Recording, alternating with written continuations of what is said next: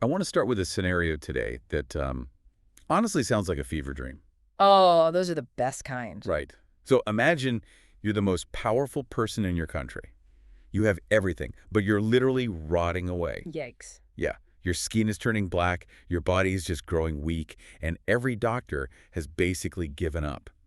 All hope is gone, and you are just waiting to die. A pretty grim starting point for a deep dive. It gets weirder. Then, this total stranger walks into your court and says, I can cure you completely, but I'm not going to give you any medicine to drink, and I'm not even going to touch your body. Which, if you're a king in ancient times, or frankly anyone today, sounds like the intro to a massive scam. Oh, 100%. If someone told me they could cure terminal illness without touching me, I'd call security. Absolutely. But in this story, the cure actually works. It is a literal miracle.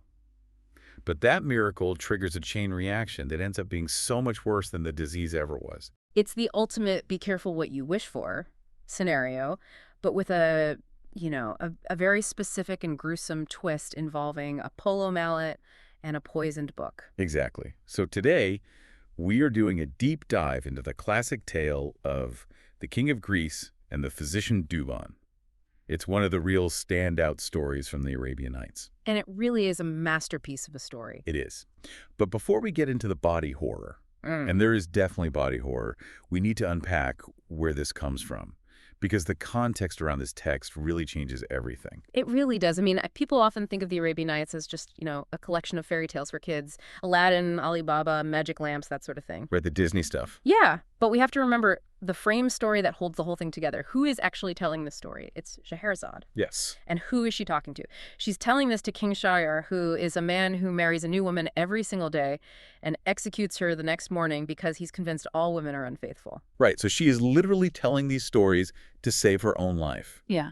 She has to keep him hooked on the narrative so he doesn't chop her head off when the sun comes up. Exactly. But she's not just entertaining him. She is educating him. She's essentially holding up a mirror. So when she tells this specific story about a king who kills the person who saved him, she is looking Shahryar right in the eye and saying, this is what happens when your power turns into paranoia. Wow, that adds such a heavy psychological layer to this. It's not just a fable, it's a warning shot. A very calculated warning shot. So let's get to the warning itself. Our setting is ancient Greece, or at least, a fantasy version of it from the source text.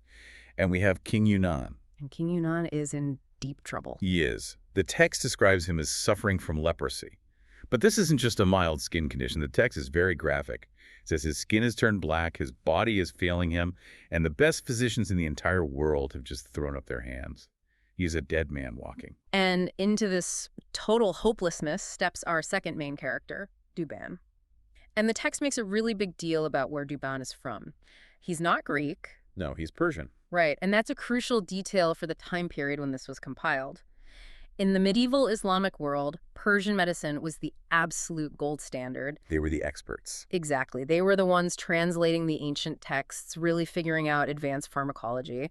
So when the source says Douban is learned in the sciences of the Greeks, Persians, and Arabs, it's establishing him as a heavyweight intellectual. He's not a snake oil salesman. He's a scientist. Well, the text does explicitly say he also knows a little magic, which, I feel like that's a nice, distinct skill to have on your resume. Just a little magic, like a minor in the dark arts to go in this medical degree.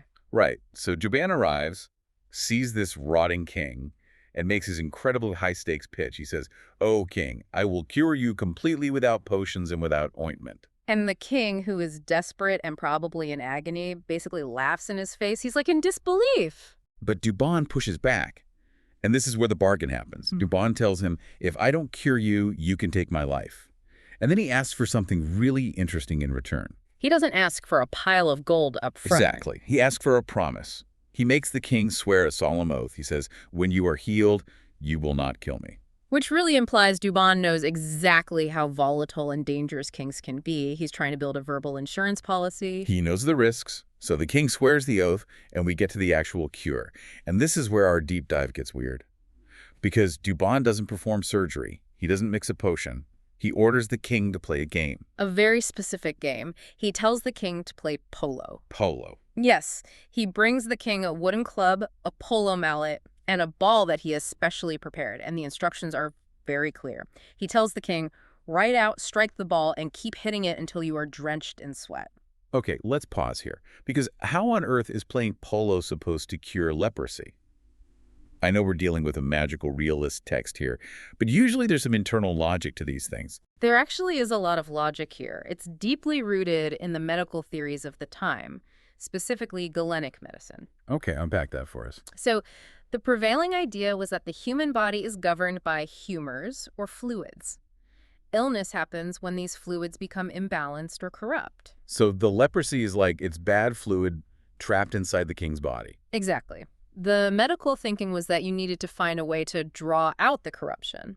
So Douban took his special medicinal compounds, his herbs, and maybe his little magic, and he packed them hollowed out inside the handle of the wooden polo club. Oh, that is clever. The theory is that as the king is exerting himself on the horse, striking the ball once, twice, 3 times, his hand gets extremely hot and sweaty from gripping the club. And his pores open up. Yes. The medicine permeates through the wood of the club, mixes with the sweat on his palm, enters his open pores, and circulates through his entire bloodstream. To push out the disease. Exactly. It's basically an early fictionalized concept of transdermal absorption triggered by heat and vigorous exercise. That is surprisingly scientific for a story from the Arabian Nights. It's not just a wave of magic wand. It's sweat equity. Right. And notice how it requires the king to actively participate in his own cure. He can't just lie lazily in his bed. He has to ride, he has to swing, he has to sweat. And it works. Yeah. The visual described in the source is so intense. After the game, the king goes to the bathhouse, he sleeps.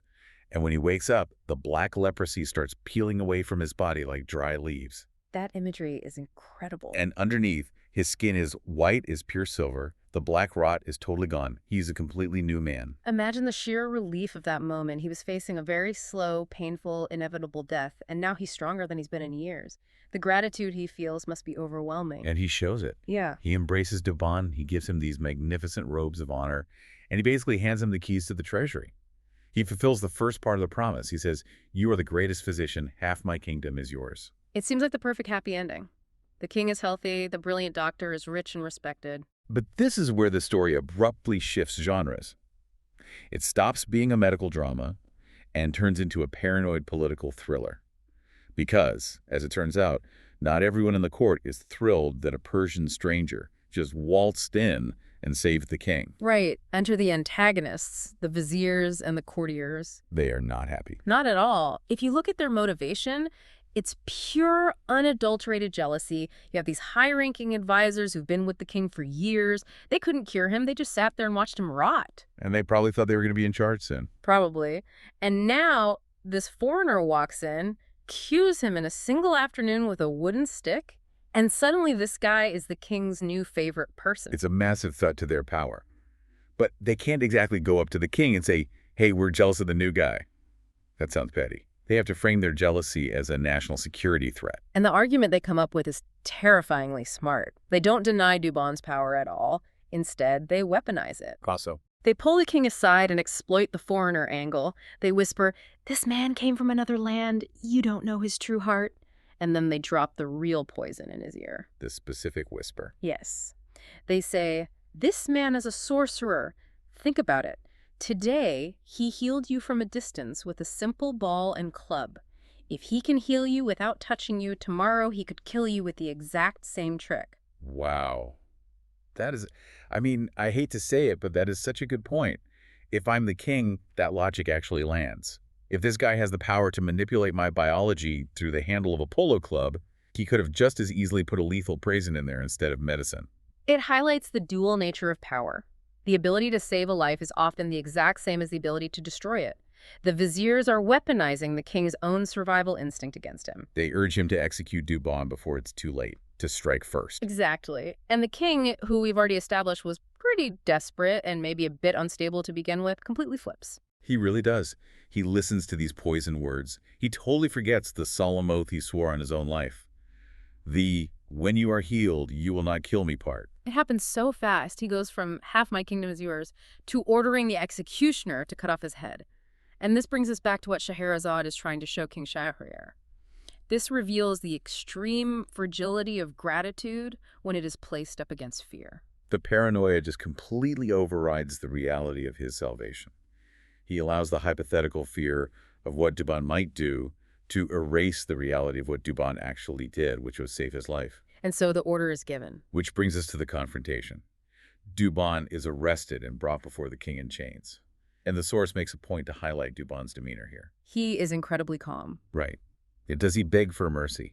Because I feel like if I cured the king and they got dragged in for an execution, I'd be screaming on my knees. He doesn't beg. He is composed. He looks at the king, and his final statement is just a factual indictment. He says, "You have broken your promise." And he warns him with a very specific moral phrase. The notes call it a Ferdowsi-like moral. Let's unpack that for a second. What does that mean in this context? Sure. So Ferdowsi is the legendary author of the Shahnameh, the Great Book of Kings, which is the national epic of Persia. The core philosophy there, and this is deeply embedded in Persian literature, is the concept of a cosmic balance. Like a universal justice system. Exactly. The idea is that betrayal creates a moral debt that the universe absolutely will collect. Oh. If you repay an act of ultimate goodness with an act of ultimate evil, that evil will always circle back and destroy the betrayer. It's poetic justice, like a karma boomerang. Yes. Douban tells the king, "Spare me and God will spare you. Kill me and God will kill you." He's flat out telling the king that he is setting a trap for himself. But the king is completely blinded by his paranoia at this point. He literally says he won't feel safe until Douban is headless. So Douban realizes that there is no talking his way out of this. The king's mind is made up. So he pivots and he sets the final trap. He offers the king a gift, a parting gift before his own execution. He pulls out this large, heavy book from his robes. He calls it the Book of Secrets. Now, if I'm the king and the guy I am literally about to decapitate says, "Hey, here's a magical book for you," I am going to be extremely suspicious. Why would the king accept this? Greed. Pure, unchecked greed. Douban plays the king perfectly. He claims that this book contains all his hidden knowledge of medicine, alchemy, and healing. He says, "This book will guide you forever." And then he adds the most insane caveat. He tells the king that the book must be opened after Douban's death. He says there's a spell in it where if the king cuts off his head, he can place the severed head on a tray, open the book, and the dead head will speak and answer any question the king asks. Okay, that is just morbid. But you can see why the king falls for it. If you're a paranoid, power-hungry ruler, the idea of having a severed head that gives you brilliant advice is the ultimate setup. Right. It's the perfect consultant. You get all the genius of Douban, but without the threat of a living, breathing person who might plot against you. The king thinks he's getting an incredible deal. The sheer audacity of the king here is stunning. He is killing the source of the knowledge, but he still feels entitled to possess the knowledge itself. It really is the absolute peak of the king's fatal ingratitude. He wants to have his cake and eat it too, even if the cake is a severed head. So the king agrees to the terms, the execution proceeds, he orders Douban's head struck off. The sword swings. The deed is done. And immediately after the execution, the king, entirely consumed by his greed, grabs the book. He wants his dead oracle. This is the climax. The king has the Book of Secrets in his hands. He places Douban's head on a platter, and he goes to open the book to turn to the first page. But there's a problem. The pages are stuck together. We've all been there with a brand new book. The paper is stiff. So what does the king do? He does what anyone does when they can't turn a page. He wets his finger with his tongue, he licks his finger, presses it to the paper, and turns the first page. The text inside is weird, right? Well, the king looks at the page, but there's nothing really there to read. It just says, "Whoever touches this page shall die." Or in some versions, it's just blank. But he can't find the spell to make the head speak, so he thinks he just needs to keep turning. So he licks his finger again? He licks his finger, turns the next page. It's stuck, too. Licks his finger, turns the third page. He does this over and over, desperately trying to find the secret knowledge. And the mechanism of death here is so brutal because the secret isn't written in the book at all. No, the secret is the book itself. Douban, anticipating this exact scenario, had soaked the pages of this book in a highly concentrated, fast-acting poison. Oh, man. And every time the king licks his finger to turn a stuck page, he is ingesting a lethal dose of that poison straight into his bloodstream. The physical reaction described in the text happens incredibly fast. It's violent. The king suddenly feels a burning sensation in his stomach. The poison is soaking in. Then the numbness starts spreading through his limbs. He drops the book. He starts to shout, realizing what has happened. Darkness totally takes over his vision. And within minutes, the King of Greece collapses and falls dead right there upon his throne. The poison does its work perfectly. And all because he couldn't keep a single promise. The irony of this is just perfectly crafted. Let's look at the symmetry here because it's brilliant. It really is the core of why this story endures. So the doctor used an object, the wooden polo club, to save the king via his hands. By the absorption of his sweat. Right. And then the doctor used an object, the book, to kill the king via his hands. By the absorption of his saliva. It's the exact same physiological mechanism. It is absolute perfect symmetry. The king was healed by Douban's mercy, and he was killed by his own ingratitude and the whispers of his envious court. He used his hands to save himself, and he used his hands to poison himself. And the wild thing is, it proves that the viziers were technically right. Douban actually did have the power to kill the king without touching him. He did. But he only used that power because the king's betrayal forced his hand. It's a self-fulfilling prophecy. Exactly. Which brings us right back to that Ferdowsi-like moral that Douban stated explicitly. Betrayal of the one who saved you always returns to destroy the betrayer. Kill me, and God will kill you. It wasn't a magical curse. Yeah. It was a literal trap that he had physically prepared. Douban engineered his own legacy to be lethal if anyone tried to steal it. It's a dead man's switch. And thinking back to the frame story you mentioned earlier, with Scheherazade telling this to King Shahryar, Yes. she is sitting there, totally at the mercy of a tyrant who executes people on a whim, telling him a story about a tyrant who executes someone on a whim and ends up poisoning himself. It is incredibly brave of her. She is showing him that brute force and absolute authority can easily be dismantled by intelligence, strategy, and understanding human flaws. Douban had no army. He just had a deep understanding of human psychology, specifically greed and paranoia, and he took down a monarch. It's a masterclass in manipulation. It really is. So, as we wrap up this deep dive, I want to leave you with a final provocative thought to mull over. We've talked a lot about the Book of Secrets and the poison pages. A lethal library book. Exactly. But let's ask the real question. Was there ever actually any knowledge in that book?